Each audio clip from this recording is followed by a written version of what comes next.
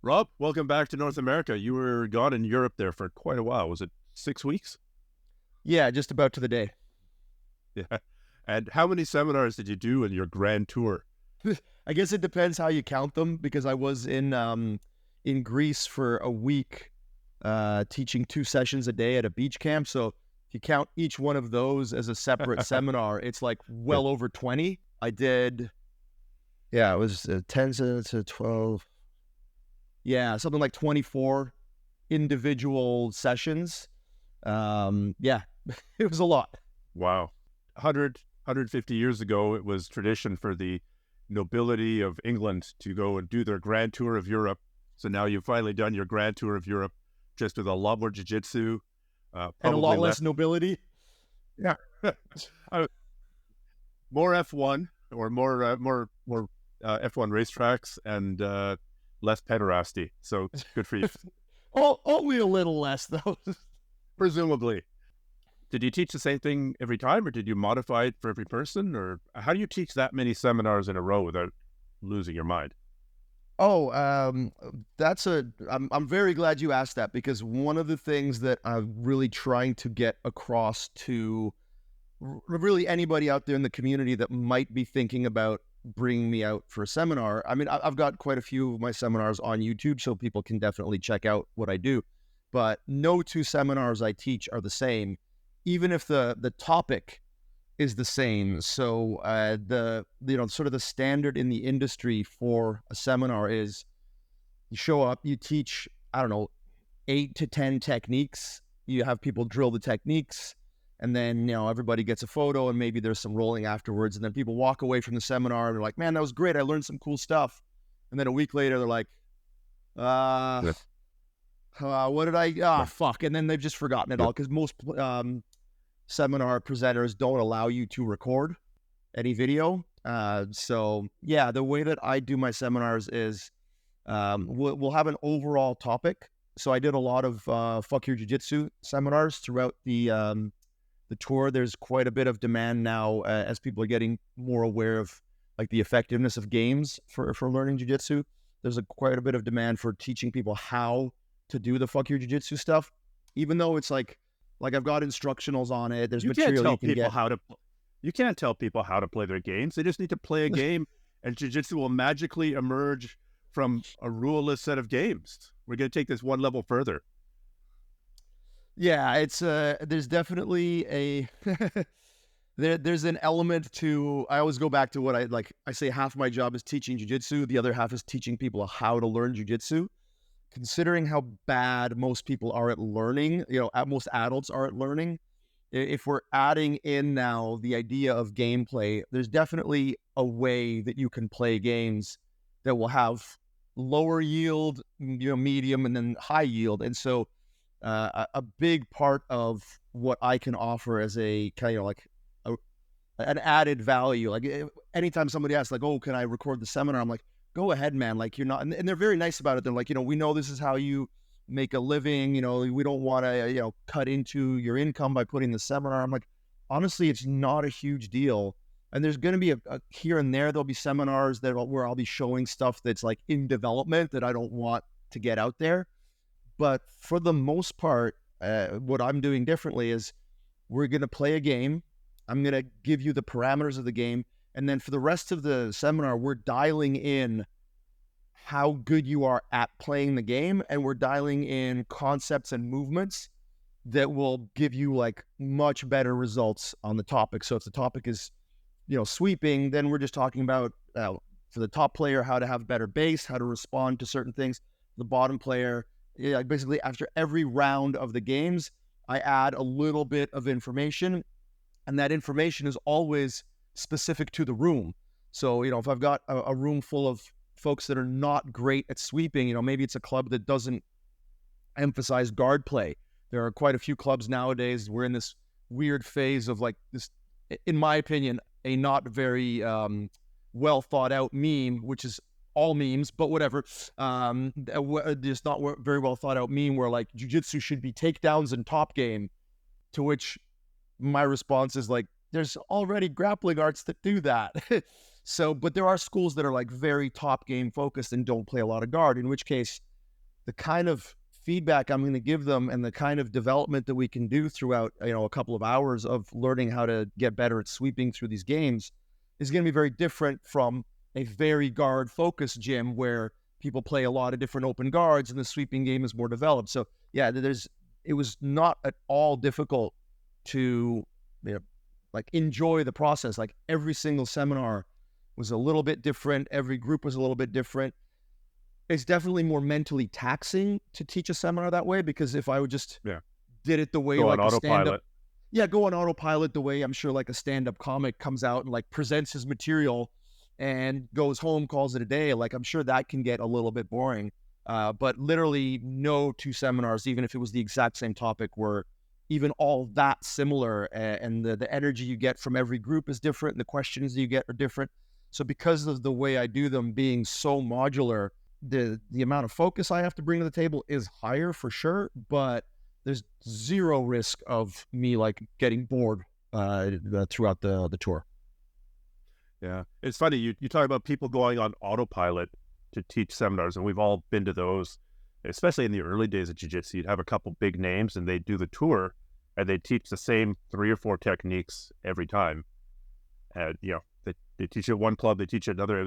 This is originally back in the day when they're trying to keep the information in the family. I'm not going to say which family, but I'm pretty sure you can figure out which family it might be. And then gradually you started getting a greater diversity, but it still is this autopilot thing often.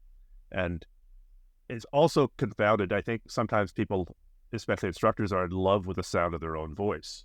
And they think they bring so much value to the table in a 3-minute digression that clearly a 30-minute digression must give 10 times as much value. And you're just like, man, just let me, even if you're just showing techniques, give me some time to drill the techniques. You're actually getting in the way of people learning anything at all.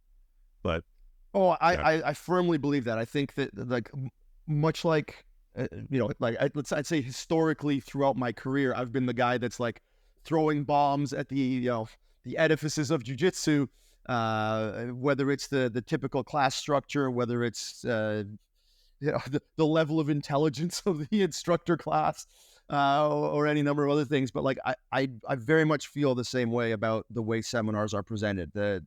Because the level of coaching and instruction is generally fairly poor, and the people that are teaching seminars are generally guys who make a living largely competing and then doing seminars. These are usually not guys who are teaching at a club 5 days a week. So they're like the level of coaching in general is not great.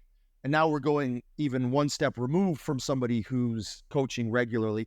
So you're talking about somebody who just doesn't have a ton of investment because it's a random group of people that he doesn't know, he or she. And then they're just not as developed with their skill set at presenting a seminar. So yeah, I think most seminars they're essentially a meet and greet. You're getting a picture with a famous grappler. You might get a technique out of it that you can, like, especially, I know I've certainly done seminars where I basically stop after about 20 minutes trying to learn anything else. I'm like, okay, that first thing was really useful. I'm going to spend the rest of my time this afternoon, evening, just trying to make sure I fully understand that and I can add that to my game, because I'm not memorizing 8-10 things. So yeah, there's definitely an element to that. I think that's quite accurate. It's interesting when you talk about being open with letting people film you, and certainly that's my mentality as well. But I think my mentality there was shaped. There was a book that I read once called The Marketing Secrets of the Grateful Dead, and they pointed out how most bands of the era, and I guess for the Grateful Dead, that was like 50 years, so it's a pretty long era, would do everything they could to prevent piracy, whereas the Grateful Dead would actually set up an area like where the best sound was so that guys could tape. They'd have the taper area. Yeah. And basically acknowledging the underground economy that would grow up around those bootlegs, and not really trying to get a slice of the pie. But at the same time, their model was based on touring infinitely. It wasn't on selling records. It was based on being on tour for 45 of those 50 years. Yeah, I mean, I'm not all that educated on like the economics of like pirating and all that. Um, but the little bit that I do know, I kind of feel like there are folks out there who are going to buy an instructional, and then there are folks that are just going to pirate it. And the folks that pirate it aren't really taking too much away. Like, you're not losing a sale because someone pirates something. Whereas the word getting spread that you're pretty good at something and people appreciating what you do makes people a little bit more likely to want to support you, you know, even if they have access to pirating. So like, I'm pretty ambivalent about it, like the information getting out there. I'd obviously rather somebody not pirate some of the stuff that I put out. But you know, if more people get exposed to it and they like what I do, I think that's generally a good thing. So how was the response to sort of gamified training in Europe? Is that an approach that's also gaining a foothold there, or is this just a North American thing in our little bubble become popular? I mean, so the response was excellent. The places that I went to, and this is like a few people have asked me about, like, you know, what is the level of jiu-jitsu there in Europe versus, you know, in North America. And honestly, the level that I experienced was quite high, because I think in Europe, the places that I was going to were, you know, like most cities that I went to, I was at like the top gym in that city or one of the best gyms in that country. Whereas, you know, like, I'm all right, but like, you know, Atos San Diego isn't bringing me in for a seminar, right? So yeah, I was experiencing a bit of a different level, and there is quite a bit of buy-in on the, you know, some of the ecological stuff. I'd say that so other than the beach camp, I visited 10 locations, and 3 of those were like full on pretty much eco style.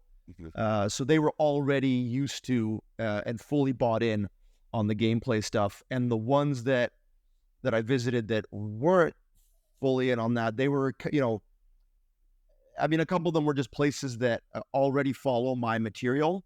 So even if they're not, because like I say, I would describe myself as eco adjacent, because I'm trying to avoid the stink that comes with eco these days. And also just let's go into that. Well, I don't fully agree with some of the principles, but like, but just to answer your question, the feedback was phenomenal. Like, I am gonna have to go back. Every place I went to wants me to come back, and there are places that I wasn't able to visit on this tour that want me to include them the next time I'm out there. So yeah, very, very positive response. Well, let's dive into the eco thing. I recently met with a black belt who had moved to a new city, and the only place in that town that they could train at was a 100% eco approach. And for people who don't know what we're talking about, I'm going to caricaturize it. Basically, just play games and you will get better. And the example that they use, I'm not going to give any hints as to who it was or where they were, was that at the gym, okay, the game is to open the closed guard. And so they had a whole bunch of beginners flopping around in the closed guard doing incredibly dangerous things that wouldn't never in a billion years work against anybody effective. Because there are ways to open the closed guard that leave you incredibly vulnerable to any other submission. Like if the person on the bottom doesn't know how to do a triangle choke, you can do the old school Gracie, stick one arm inside the legs to open up the closed guard. That's a lot harder to do if the constraints haven't been set, if the constraints have been set properly. And so you can, without any, this is my take, this is Kesting's take, without any guidance, you can go off into some very sort of evolutionary dead ends where, okay, the goal of this game is to not let the guy take you down. Great, I know a strategy for that. I can run faster than you around the outside of the mat. See, we went a whole round without letting the other guy take you down. Yeah, I mean, so I did get a couple of questions, particularly from the folks that were running the more like eco-style gyms about that, about like, you know, how do you account for, like, some of them had very frustrating experiences trying to yield or get a certain yield from just gameplay. And my answer to them was basically just that, is like, the thing about the ecological approach is you're very vulnerable to poor game design. again, Can you give I an don't want example? What's an example of poor game design? well, I mean, I wouldn't know because I don't design board Oh, games, okay, but well, that's my challenge to you. Design a poor game. yeah, no. So like, I mean, I'll give an example from like the person, one of the people that was asking this question is they had a very hard time getting good results with leg lock stuff with game design because there are certain parts of the leg lock game that are fairly apt like to work with just pretty simple game design. I would say that 50-50 is not one of those. I'd say that it's very difficult to construct constraints where you get people developing like intelligent approaches to 50-50. You just get two people sitting on their butt, sawing at each other's feet, and no one gets anywhere. So I'd say that's one area. You just gave another example of one. Like, yeah, like opening the closed guard is... I caricature. No, the closed guard is a real example. The running away from the takedown is Yeah, a no, but that's what I caricature. mean. Like the closed guard one is an example of that. I've had people in my club that are, pretty, that have embraced eco quite a bit that will come in during our skills development class and design games. And I have to come over and be like, congratulations, you just taught a white belt that I had spent about a year trying to get them to stop crossing the center line. You just in one game undid a year of me teaching them how to not cross the center line because they won the game by crossing the center line. So yeah, like you really have to either just use other people's games, use well-established games by very skillful instructors, or don't do just games. Like I don't want to tell anybody how to teach, but I do feel like there's a type of instructor that is like will jump on trends and try to make their life easier. Like the same kind of like shitty grapplers who 10 years ago were just trying to do rubber guard rather than learn like proper stuff are now just doing games rather than trying to like actually design an intelligent practice. They're just do random games without a lot of thought to it. So it's definitely prone to being misused. And I'm not saying that about the people who are good at it, right? Like people who have actually invested a lot of time and effort into the ecological approach are going to get good results. It's just, like I said, because it's trendy, people who don't understand it well are just be the same way that some instructors will be lazy and just like make someone do a 30-minute warm up and then teach a few random techniques. You can be very lazy and teach through ecological approach in a way that's honestly probably worse than the traditional approach of like warm up and then random techniques. Well, I think at its most extreme, the ecological approach doesn't believe in teaching techniques and doesn't believe in sort of the role of coaching. And I think that's one of my biggest problems with it. Why would you, I mean, yes, we could invent a rocket to go to the moon if we started with gunpowder and a paper tube, and then over many, many, many iterations of playing with this, eventually develop the Apollo rockets and go to the moon. Yeah, But I if think you and I were going to send a ship to the moon, we would actually start with the Apollo rockets and go from there. Like, why sure, wouldn't we yeah, take no, and advantage like of the knowledge that's so there? one thing I don't want to fall into the trap of like straw manning the ecological approach because I think that is such a severe version of it that like most of the eco coaches you talk I've to don't. seen it. I know you've seen it, but I'm just saying like I don't think that's the standard. Unfortunately, so let's just be honest. There's a disconnect right now between the way the ecological approach is being communicated by people in the jiu-jitsu community and the way it actually exists as a as a learning theory in the actual like psychology community. And I think we're not well served by engaging too hard with like the silly version of it because there's gonna be a lot of throwing the baby out with the bathwater if we do that. And so I think it's best that we just like not engage with like the dogmatic extreme voices and try to just tease out what is actually super valuable about it. Yep. Okay. I But that's can just agree me with that. trying to like, that's me trying to lower the temperature of discourse, which I think we as a society Wow. could benefit from. And in this episode, Rob grows up. Yeah. Okay. So then what's a happy medium between of coaching and teaching and games? Well, I mean, I think the happy medium is that you want to just recognize when there is a part of the game that you're trying to get your students to be good at that has a degree of complexity to it that it will best be served by like, put your hand here because, X number of world champions do this move this way, and they've figured it out better than your dumb ass is going to in a bunch of games when you come and train, 2 days a week.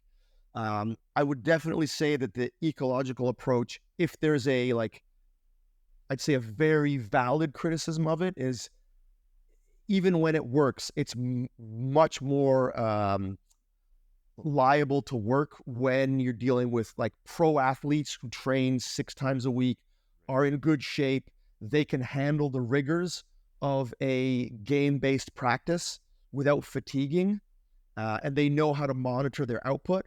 Whereas if you have hobbyists do it, you're going to get a rate of burnout, injury, and just like incompetence as a result, because like it's just not something that's very friendly to hobbyists. So yeah, I think that if you recognize like what is which should be part of the ecological approach anyway, is like you're trying to modify the environment for the individual, right? So if you've got a bunch of hobbyists that you're teaching, there's definitely there are going to be chunks of jiu-jitsu that are just better presented as like, yes, here's your goal, here's your task, here's a game. But by the way, pro tip, put your hands here, focus on, do this.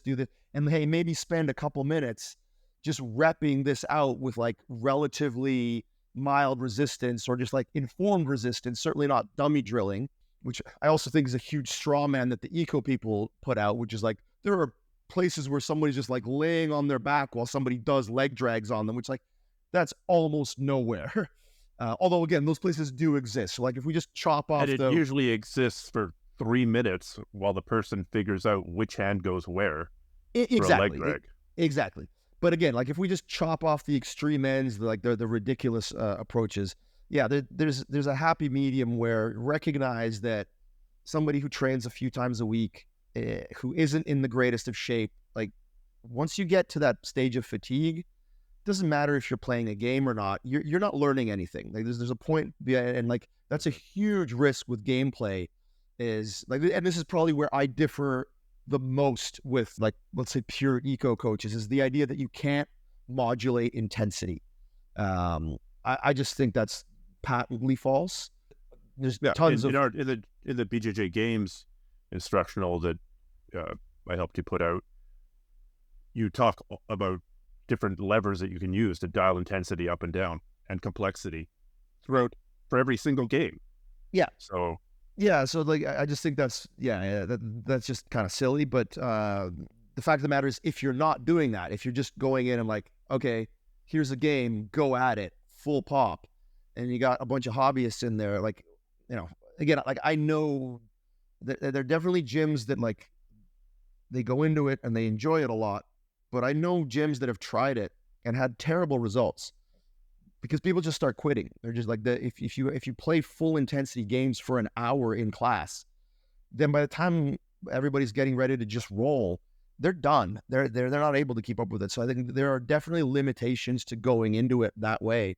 For the like, let's say 80, 90, maybe more % of the jiu-jitsu community that doesn't train at a like full-time competitor club. All right.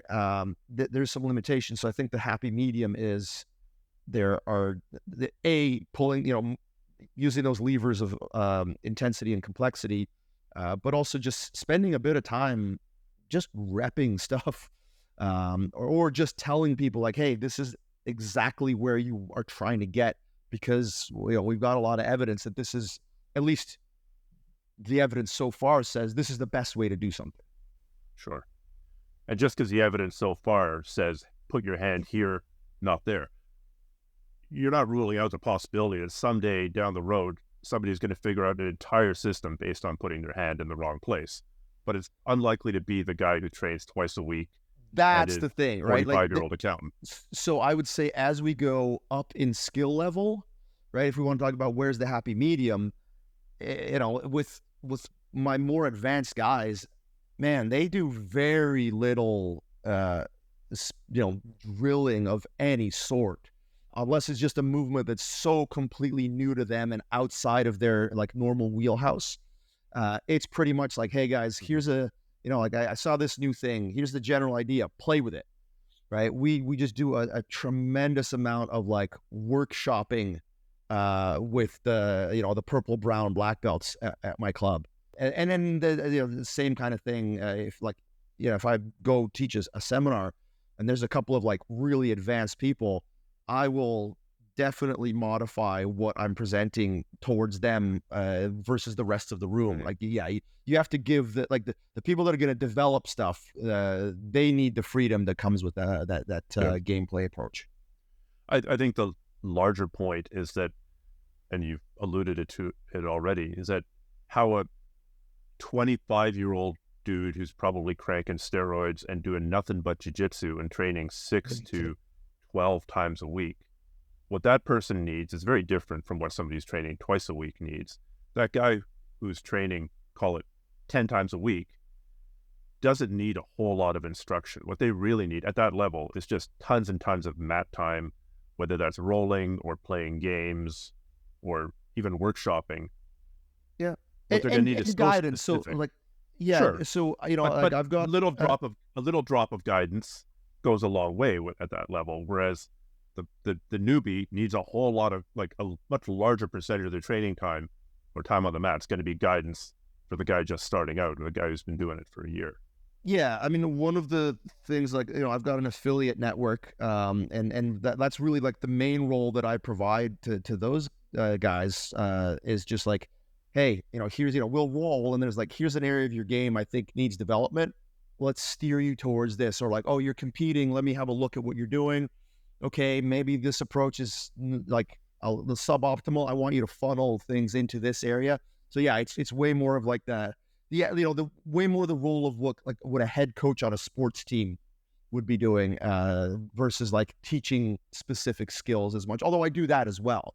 But yeah, that's something that is, again, I just had I've got a visiting student here. We just had a conversation about this last night about how like resistant some people are to game plans and like actually try to think about how to intelligently approach competing. And I think that's still very much a thing in jiu-jitsu.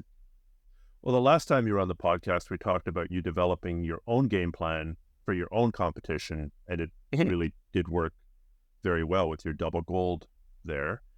But this time when you were overseas, you designed a training game plan essentially for your team to do in absentia to get ready for ADCC Canada. So how was that different? Yeah, that was, that was an interesting you were there at the beginning experiment. and you were there at the end, but No, I actually wasn't even there at the beginning. Really? Okay. So that was a very interesting, I think this whole Europe trip was very much like an experiment for me in a lot of ways, on a lot of levels, because I've never been away from my club for more than 2 weeks. I was gone for 6 weeks. So there were things that we were trying to figure out, like, okay, how will this work with me not being here? Whether it's just like the business side, whether it's the day-to-day kind of running of the gym, coaching. And then this was a kind of a unique opportunity because there really, at this point, are only 2 tournaments that we design a dedicated camp for, and that's ADCC Canada and Nogi Worlds. All the local stuff, we don't do camps for that. The ADCC Canada in Vancouver that just happened at the end of October, the camp started at the beginning of October, and I left first week of September. So I have my assistant coaches, Corey and Gary, they ran the camp, but I laid it out. So like I basically told them, like, week 1, we're focusing on this. Week 2, we're focusing on this. It was very similar to how we had done it with the previous year's ADCC camp. It's just for that one, I was competing and I was there the whole time. And we had basically the same results. We won the team trophy without me competing, and by quite a bit more than last time. Like last time, it was razor close. If there was one match that had gone in any other way, we wouldn't have finished first. Whereas this one, we knew. I mean, you never know for sure, but like basically with about an hour left in the event, I was pretty sure we couldn't be caught. So, and that's with two finals kind of like not going our way with some tactical errors on the part of the athletes. So we very easily could have run away with it. But yeah, it was just like I was really pleased with that because there's I mean, I guess as I get older, I want to be able to step away more and just be like, here's a system that I've built. You guys just use it. If you need to consult me, like I can design the camp, but it's great that I can actually like not be there and still get the same results. Although I will say this in terms of like motivating certain people to not be lazy fucks, I definitely need to be there because there were people who shit the bed hard on the conditioning side of it and that basically took themselves out of contention because of it. So that's something we got to figure out. If we're going to have people competing for us and I'm not around, we have to find a way to crack a whip, at range when I'm not there. Because yeah, that definitely like, as far as the experiment goes, like the technical side, the preparation side went very well in terms of like the competition sessions. But in terms of the conditioning sessions, which like I run those, like when I'm competing and I like all the camps we've done so far, I've been competing. So I run those conditioning sessions. I show up to them. Everyone is seeing that I'm the one, despite my old ass age, I'm still doing the same work that the 25-year-olds are doing when it comes to getting on the bike. And I think probably having that as a missing ingredient allowed some of the folks who are, innately less, on point with their motivation or I shouldn't say their motivation, their dedication, because motivation comes and goes. But that was a critical missing factor. I think if that had been a little more sorted, we would have had a few more medals. Yeah. And this is your philosophy of separating to some extent the conditioning from the rolling that we talked about in the not just to some extent, entirely. I'm at the point now where I think that all of your conditioning should come from outside of the practice room in jiu-jitsu. I think we want and at least again outside of the realm of roided up athletes who can blow out an ACL and be back in 6 months because they don't care if they're going to be if their bodies are going to be functional when they're in their 40s. If we're talking about normal people, I think the risk of injury, especially hobbyists who just compete at like a high level for hobbyists, but certainly not like the adult elite kind of athlete division. For those people, if you're tired during jiu-jitsu class and you go to like push your body, you're going to get hurt. So yeah, I think that absolutely once you have the skill to be efficient with jiu-jitsu, you shouldn't be able to get conditioning from jiu-jitsu, right? If you're doing it properly, if you're trying to like develop a skill set that allows you to control the pace of a match, there's no reason you should be trying to get your conditioning from actual rolling. That should be completely done on the bike, on the hill sprints, track, whatever you do. But yeah, I believe in completely divorcing those two things. What about the argument of sport-specific conditioning? And you get people saying, dude, swimmers don't train by doing laps at the 400-meter track, and runners don't train by swimming. So why should we train for jiu-jitsu by doing airdyne sprints on an assault bike? Because we're not doing a peak output sport. Like I just think that's a false analogy. Like if you look at skill based, and I'm not saying that sprinting isn't skill based. There's definitely skill development, but when you do a 100-meter sprint, you are emptying the tank. Like you're giving every possible physical effort that you've got in terms of muscle fibers, lungs, whatever. Like you are blowing your wad. There are times in a jiu-jitsu match that you should blow your wad, but like that's going to come from your conditioning, right? Which can be done separately. Like what we're trying to do with at least I believe what we're trying to do is have a level of skill where we can dictate the outcome of the match. And I feel like this is literally the only reason I'm successful is because I've cultivated a level of skill where that's what's determining the outcome of a match. Like at no point have I won a match by breaking somebody with conditioning. Like I've definitely had matches where I felt the other guy wilt a little bit, but that's also because they were just behind on the score because I had just like, Run it up on outfought them. them. Yeah, exactly. So Now they have to go harder. now Because exactly they're they lose. have to try to, like, what they're behind in the race, they have to try to run faster.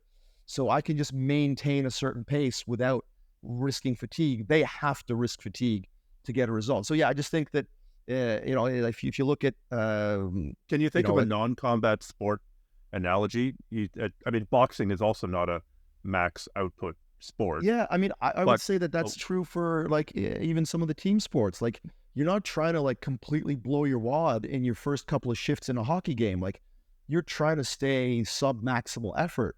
And again, like I said, there are going to be times like, okay, it's overtime and you caught the puck and you're on a breakaway. Yeah, you're giving it all you got, but you should be also just be able to recover because you're not going at like sustained full output for whatever, like the amount of time it takes you to like close the distance to the goalie on a breakaway is not going to tax your actual like VO2 max if you're an elite hockey player. So yeah, like I think that there are probably Formula One is probably another one. Like you're in a race, you're not trying to be like fucking exhausted and going at like the ragged edge of your body when you're piloting a whatever $2 million car 200 miles an hour around a corner.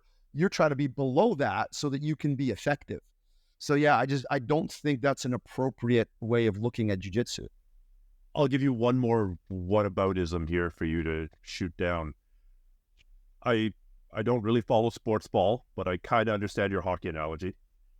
So the argument would be if hockey players did all of their conditioning in the weight room and say on the treadmill, then the specialized muscles that are required for skating, which I'm assuming is very abductor and adductor intensive, would not get the conditioning that those specific muscles need. So similarly, if you did only push yourself on the assault bike, you're going to get good hardened lungs going, but you're not developing, say, the isometric squeezing that you need in some jiu-jitsu positions, or the gripping, like the grip strength that you need that's going to come from hanging onto somebody's lapel in the gi or somebody's wrist for all your work.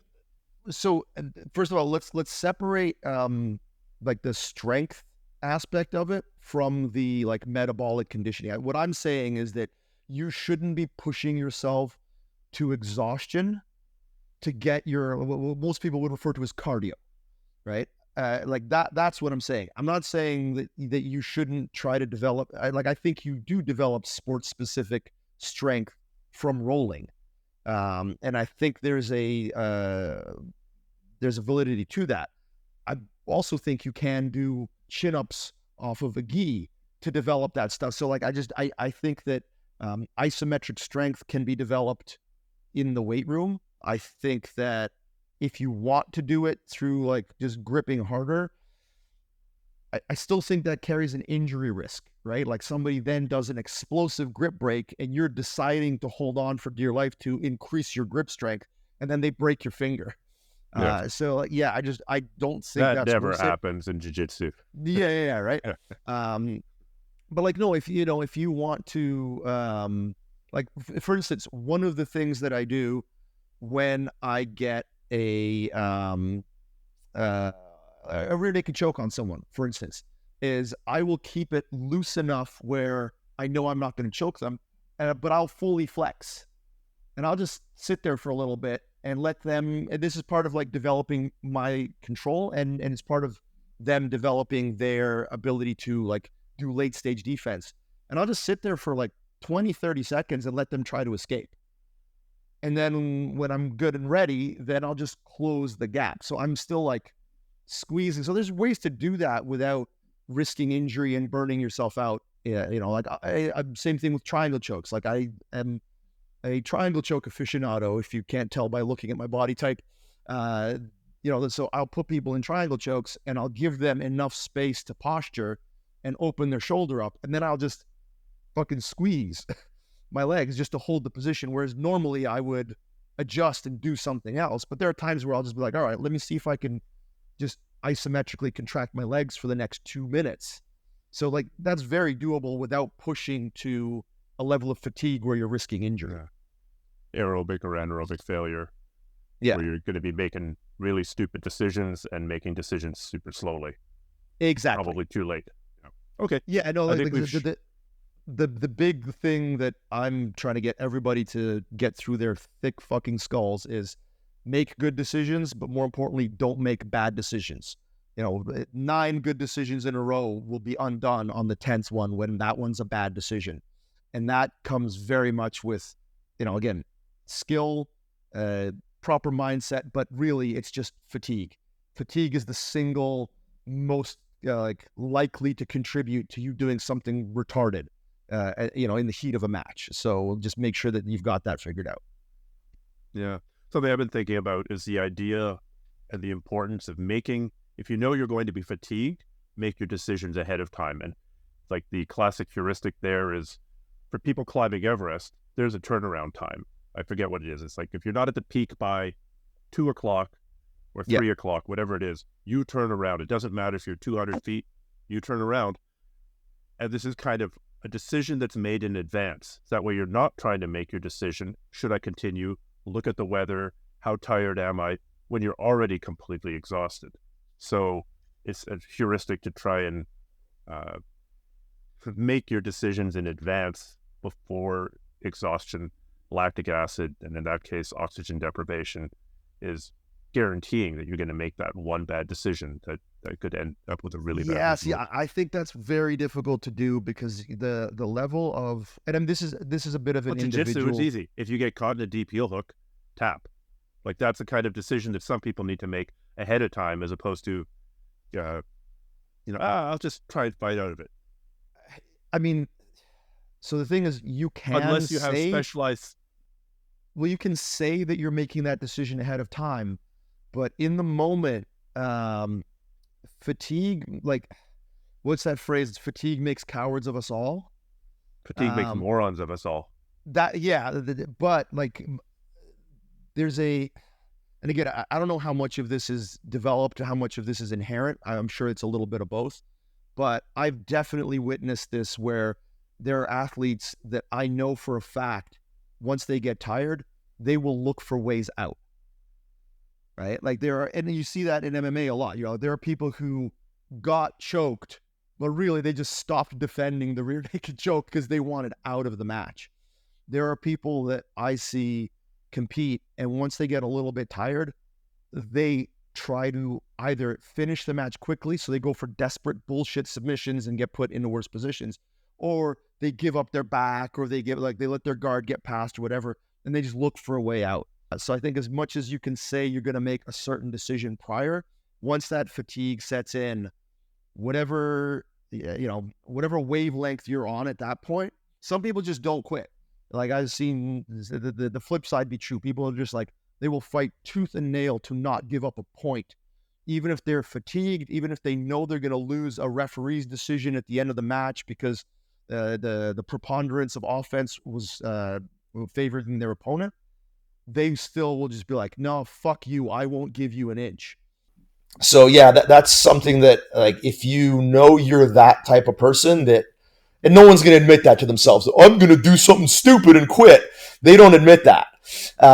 So like, those are the people that I have to basically, tell them, like, look, you're a fucking idiot. You're going to do stupid shit when you're fatigued. So if you're not at a certain level of fitness, you're not competing. Yeah. And that's not something that's nice to have to do, but I'm going to have to do it a little more often in the future, I think. Let's do a hard pivot back to Europe, because I know a huge draw for you was to get on some of those racetracks that you've grown up watching, and you actually managed to race on them. So what was that like? Pretty, just like, honestly, I'm still a bit speechless in thinking about it. I'm sure the collective jiu-jitsu audience here, like, does not give a shit. But I mean, I got to drive. From this point onward, we're not talking about jiu-jitsu anymore. We're just going to talk for race car tracks in Europe. Yeah. So I got to The first experience that I had was not driving on a track, but I got to go to Imola, which is a track in Italy, where, for those of you who've heard of him, Ayrton Senna, who's possibly the greatest race car driver to ever live, he was tragically killed at that racetrack in the 90s. So it didn't work out timing wise for me to be able to drive on the track, but I got to go to like the spot where there's like a Senna memorial, and I'm like, even just now thinking about it, I'm starting to tear up, and I had a very profound emotional response to that, just because there's a connection between Ayrton Senna and growing up watching racing with my father. And my father passed away when I was very young, so that was like immensely emotional. Like I said, I'm struggling to keep it together just talking about it right now. Like, when I was there, I was stunned by how much of a physical response it created. Like I wept for a couple of minutes. Like I broke down crying just being in front of that, just because of the emotional connection, both with just the actual physical space of like being somewhere where somebody died, somebody who I look up to, and also just the shared connection with my father, and also just like the I guess the grief about like my father not seeing me grow up, right? Like my dad died when I was 12 years old, and we differed a lot on certain things, and like there was a period of time where, because of how I was living my life, I kind of held on to the idea that my father probably wouldn't have been very proud of me. You know, being a vagabond, living out of a backpack, traveling around, learning jiu-jitsu, that's just not something that he would have responded to. But I think that him getting to see me become who I am now, which is a fairly successful person who's well known in his field and gets to travel around Europe teaching seminars, I think that would have been something that he would have been really proud of. And just to like be in that spot and have all that kind of flooding into me was pretty profound. So yeah, that was definitely a surreal experience. And then the rest of them were just what did your dad do? But my dad was a civil engineer. Okay. So that he would have been the route that he wanted for you. Something yeah, like that. He very much wanted me to would have wanted me to stay in school, finish university, get a job as a professional, get some kind of professional degree, that kind of thing. Like my dad was a very educated man. He spoke several languages. He was I don't know if he was a out and out pacifist, but certainly didn't believe in violence as a solution to anything, whereas I view violence as a solution to several things. So yeah,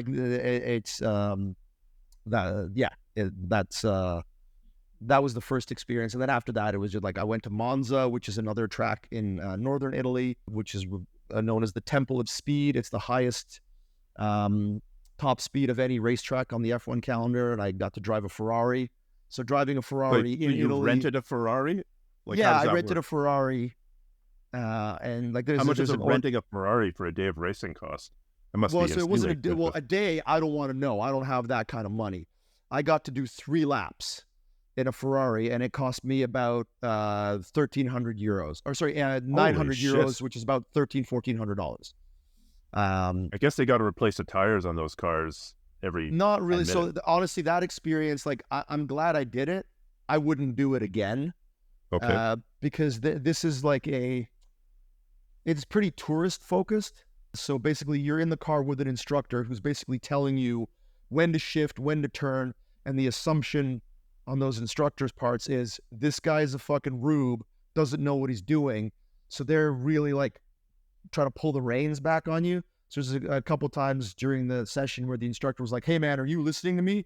And I'm like, yeah, sure. And I was kind of ignoring him because but you've done a lot of racing. Well, I'm a fairly experienced driver at this point. I'm an experienced hobbyist driver. I always say, I'm probably an okay purple belt at driving at this point. So I can brake later. I was shifting differently and keeping higher RPMs and all that. So put it this way, there's I went out, there are other people on the track at the same time as me.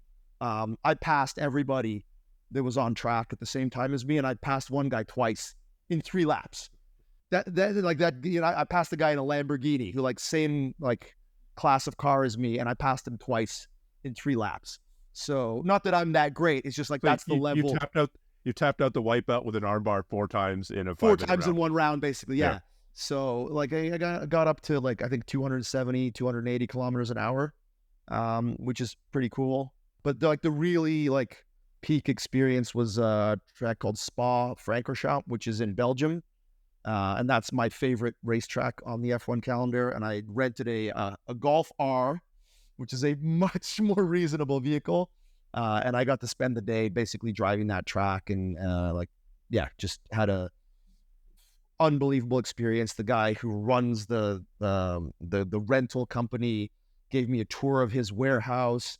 He showed me his like private collection of cars. He let me sit in a classic Aston Martin, and like when he opened the door, he's like, "Your car is ready, Mr. Bond." And it was just a literally once in a lifetime kind of experience. The guy was just phenomenal.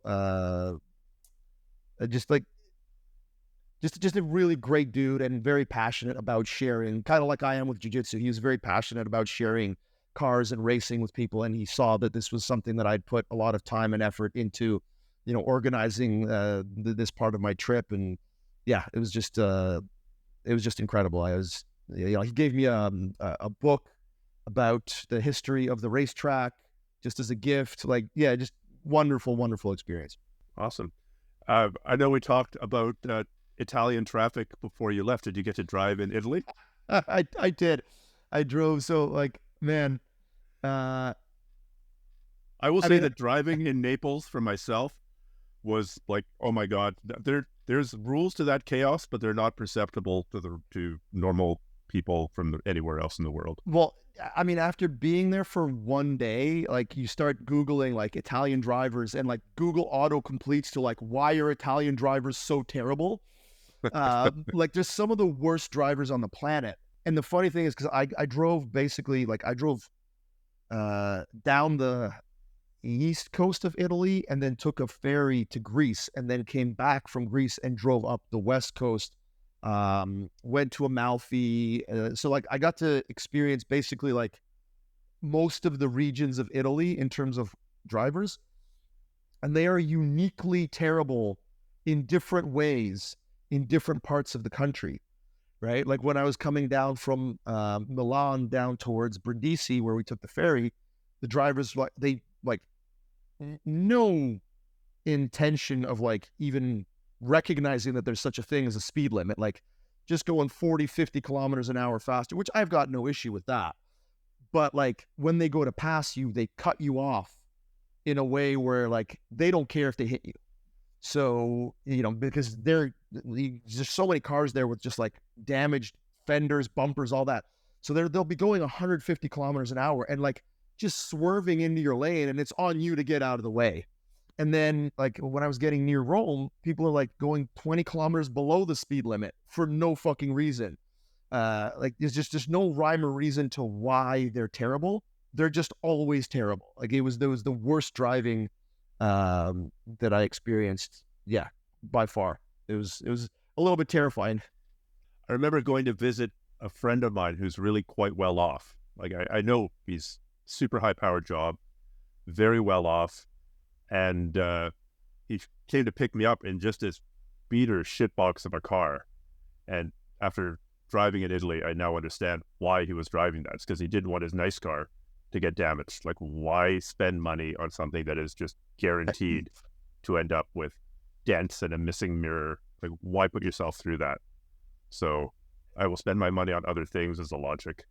Yeah, I mean, I can't imagine like owning a nice car in Italy. Like, there's a level of income that you need to have to like not give a shit about something.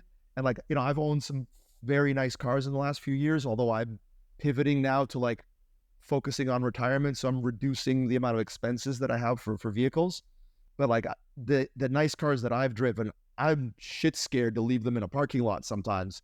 So yeah, like I don't even want to imagine and that's, in Canada where like, unless somebody's just a dickhead and wants to key your car because they're just jealous that you have a nice car, you're probably going to be okay. Whereas in Italy, I think people will just like, they'll just hit you because that's how they drive. They're not even being malicious. never again. Like, I don't think I'd want to drive in Italy again. Next time I go, I'm getting on a train.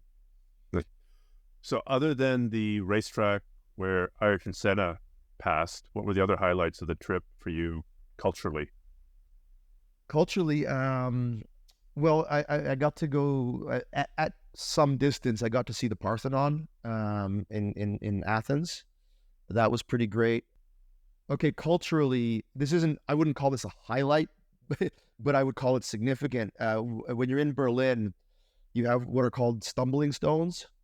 And basically in front of a house where the Nazis took a Jewish family away to be slaughtered, there will be little like golden street stones, like paving stones, with the names of the family. So each stone will be for one member of the family. So you'll just be walking around Berlin and you'll look down and you're like, oh, fuck. That was pretty impactful. I think I put up an Instagram story about it saying like, this is the sort of thing that I never thought we'd have to like think about again in my lifetime. Now I'm not so sure. I'll say it out loud. By the time you have Tucker Carlson interviewing Nazi apologists or making an argument that Winston Churchill was the true villain of World War II, then we need more stumbling stones. People in North America definitely need a crash course in the history of Germany in the 20s and 30s because the parallels are astounding and just terrifying. But speaking of Berlin, there's a samurai museum there that's, for some reason, I've got like probably 100 photos now in my phone. Yeah, I just went to Samurai Museum and just like really, really fascinating exhibits, really cool thing about like how they make the swords, and there's tons of actual like armor and katanas and then all that cool stuff. That was pretty great. Yeah, I was in Stafford, England, which is the home both of J.R.R. Tolkien apparently and Robin Hood. So didn't get to see their houses, but that was neat. We went for breakfast with Chris Paines, who hosted me there, and he's like, this restaurant is older than your country, so it's like Milan had some pretty incredible. There's I can't remember. There's a basilica. I don't remember the name of it. Like right in the center of Milan. The Duomo. That's it. You got it. Yeah. There's just, literally everywhere you go, you're like, oh, that's a thing that looks amazing and has crazy historical relevance far beyond. Like, we look at a building that's 100 years old in North America, like, wow. Yeah. Went to like sweet summer child. I went to a dying city in Italy. It was I think I want to say Castelmazzano. Anyway, like there was an earthquake around it, so it's basically like kind of on its own perch, and you have to walk along this walkway that was built so that you could still reach it. That was kind of cool. Yeah, like really too much stuff to mention. I could kind of go on and on. So I know that initially you thought that this might be your last trip, your first and only trip to Europe, but it sounds like you're going back. So for the people who want to have you in, if they run a club in Europe, when might you be going back? So right now the plan is 2026. The travel was easier than I thought it would be in terms of getting there. That was an experiment. Again, like without getting into it too much, I've got a medical condition that makes flying kind of tricky. So I have to be sedated when I fly. And uncontrolled priapism is really upsetting to flight attendants. Yeah. So I understand. There's a limit to how long someone can be sedated for without like an anesthesiologist and that whole process. So I'm very much trying unless to you're Jordan Peterson. Yeah.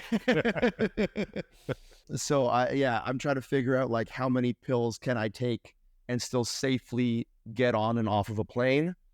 So the process was a bit easier than I thought it was, where like I'm figuring out what the minimum effective dose is that will get me somewhere. So I should be able to go back to Europe without, I had to split the flight into two, like flew into Reykjavik, hung out, waited for the pills to wear off, then flew into Paris. I think I can probably fly direct from Vancouver to either London or Paris next time. But basically, the 2026, we will likely do a spring tour and a like late summer, early fall tour, just because the like 6 weeks was too long. The exhaustion, like I lost my voice towards the end, started to get sick. Like doing 6 weeks of that kind of travel is more than my 48-year-old body can handle. So I'll be, 50 when I go back. It's going to have to be 2 separate 3-week tours. Frankly, I don't know if I'll be able to add any stops. I think the spots are like largely spoken for, but just in case, it'll probably be spring of 2026 and then fall of 2026 that I'll be back in Europe. Awesome. Well, just wanted to debrief about your trip. I wanted to debrief about your coaching of a team in absentia that ended up doing really well. And I'm glad we got to go down the eco hall and you cut off the extremes of the distribution. We got to talk about the middle a little bit. So thanks so much. And I'll look forward to having you on again in a couple of months. Sounds good. Thanks a lot, Stefan.